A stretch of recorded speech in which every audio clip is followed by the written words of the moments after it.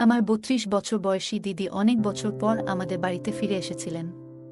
তাকে দেখে মনের মধ্যে একটা অদ্ভুত অনুভূতি হল। একসময় সে নিজের পছন্দমতো কাজের খোঁজে অন্য শহরে চলে গিয়েছিল।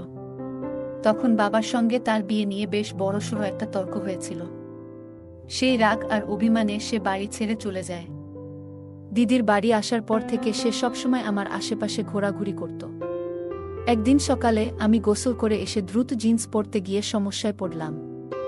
জিন্সটি এক জায়গায় আটকে গিয়ে খুব ব্যথা হচ্ছিল। ব্যথার কারণে আমি অসাবধানতাবশত মাকে ডাকতে শুরু করলাম। তবে মা তখন বাড়িতে ছিলেন না। আমার চিৎকার শুনে দিদি দৌড়ে আমার ঘরে এসে উপস্থিত হল। তার পরবর্তী আচরণ আমাকে চমকে দিয়েছিল।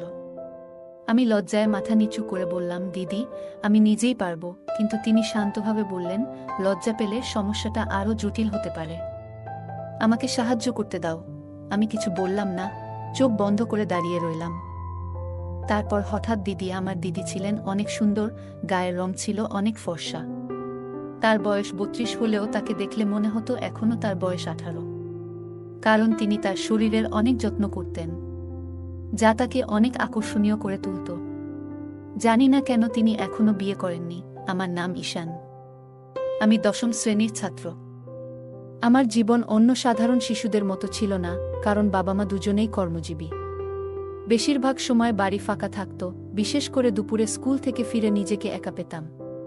প্রায়ই ভাবতাম যদি কেউ থাকত যে আমার অপেক্ষায় থাকত, কিন্তু বাস্তবতা ছিল অন্যরকম। একদিন হঠাৎ আমার দিদি প্রিয়া বাড়ি ফিরে এলো।